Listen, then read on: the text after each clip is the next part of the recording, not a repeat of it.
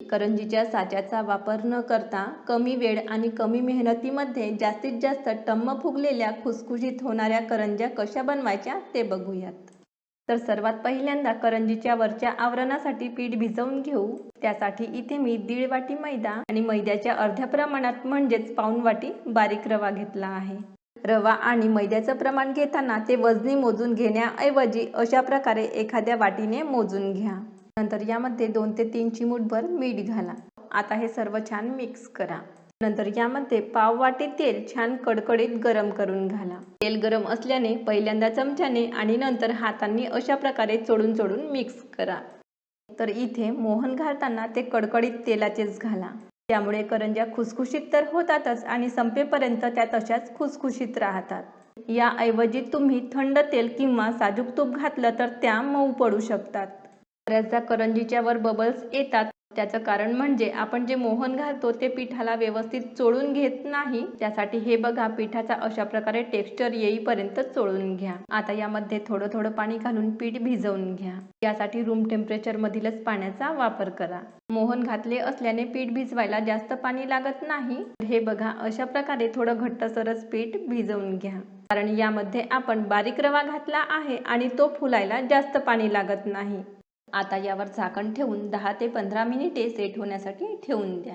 तोपर्यंत आपण करंजीसाठी सारण तयार करून घेऊ. तर सारणासाठी इथे मी 1 वाटी पांढरे तीळ आणि 1 वाटी साधा गूळ घेतला आहे. हे दोन्ही एकाच वाटीने मोजून समप्रमाणात घेतले आहेत. अर्धी वाटी किसलेलं सुकं खोबरं.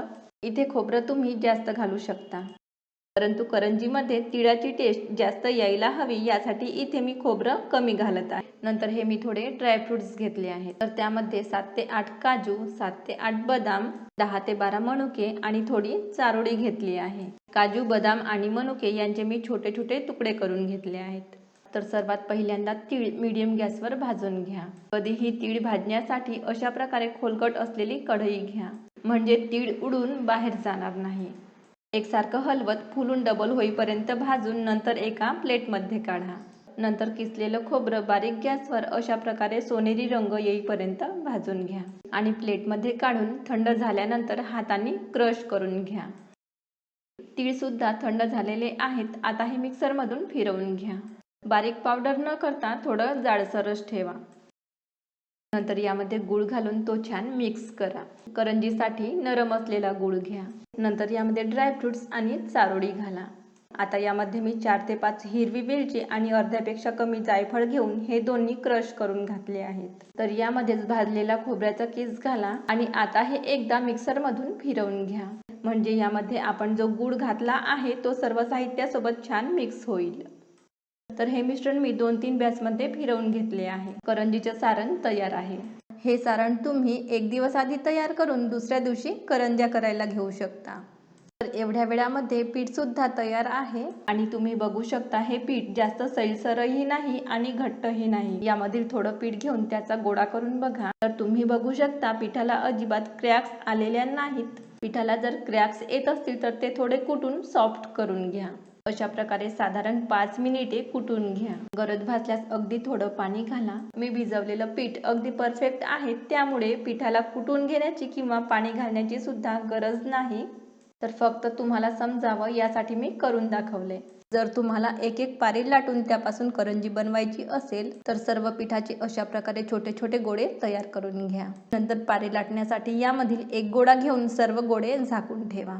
ह्या प्रकारे एक एक पारी लाटून करंज्या बनवायला थोडा जास्त वेळ लागतो, म्हणून एक एक पारी लाटून न घेता अशा प्रकारे पिठाचा मोठ्या आकाराचा गोळा घेऊन त्याची पोळी लाटा. मोहनाचे प्रमाण बरोबर असल्याने पोळी लाटताना वाळलेली कणिक सुद्धा घालावी लागत नाही. तर हे बघा, अशा प्रकारे पातळ पोळी लाटून घ्या. नंतर अशा प्रकारे टोकदार असलेल्या डब्याचं झाकण घेऊन पोळी कापून घ्या. तर इथे पोळी मी 3 भागामध्ये कापून घेतली आहे. एक्स्ट्रा निघालेलं पीठ उरलेल्या पिठामध्ये न घालता वेगळे ठेवा. नंतर यामध्ये अगदी थोडं पाणी घालून पीठ छान मळून घ्या आणि त्यापासून सुद्धा अशाच प्रकारे करंजीसाठी पाऱ्या तयार करून घ्या. नंतर पारीचा खालचा भाग वर करून सर्व कडेने पाणी लावा आणि उरलेल्या पाऱ्या सुद्धा ह्याच प्रकारे तयार करून घ्या. नंतर पारीच्या मधोमध शक्य होईल तेवढं जास्त सारण घाला. आणि हे सारण बोटांनी दाबून अशा प्रकारे एका ठिकाणी गोळा तयार करा. असे केल्याने करंजीमध्ये सारण छान चिकटून बसते. नंतर मध्यभागी पकडून सर्व कडा छान बंद करा.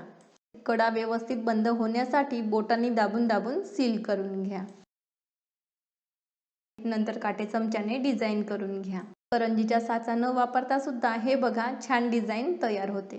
आणि ही डिझाईन काटे चमचा न वापरता पोहे खाण्याच्या चमच्याने सुद्धा करता येते. त्यासाठी चमच्याच्या समोरचा किंवा मागचा कोणत्याही भागाने डिझाईन करून घेऊ शकता. तर हे बघा करंजीचा साचा न वापरता एका वेळेस एकसारख्या आकाराच्या 3 करंज्या मी तयार करून घेतल्या आहेत. तुम्ही जर सर्व पिठापासून एका वेळेस करंज्या तयार करून ठेवत असणार तर कापडाने झाकून ठेवा, म्हणजे त्या तेलामध्ये फुटणार नाहीत. नंतर करंजी तळण्यासाठी मीडियम गॅसवर तेल गरम करा. तेल जास्त कडक होऊ द्यायचे नाही. तर हे बघा करंजी तेलात सोडल्यानंतर हलके बबल्स येतील तेल इतपत गरम करा आणि एका वेळेस येतील एवढ्या करंज्या कढईत घाला. असे केल्याने तेलाचे टेम्परेचर मेंटेन राहून करंजीवर बबल्स येत नाहीत. करंजी सर्व बाजूने एकसारखी तळली जावी यासाठी झाऱ्याने अशा प्रकारे करंजीच्या वरच्या भागावर तेल सोडत राहा किंवा झाऱ्याने अशा प्रकारे दाबून ठेवा आणि लो टू मीडियम फ्लेमवर करंज्या तळून घ्या. आणि रूम टेम्परेचरमध्ये पूर्णपणे थंड झाल्यानंतर हवाबंद डब्यामध्ये भरून ठेवा, म्हणजे संपेपर्यंत नरम न पडता त्या तशाच खुसखुशीत राहतात. व्हिडिओ कसा वाटला ते मला कमेंटद्वारे नक्की कळवा. धन्यवाद.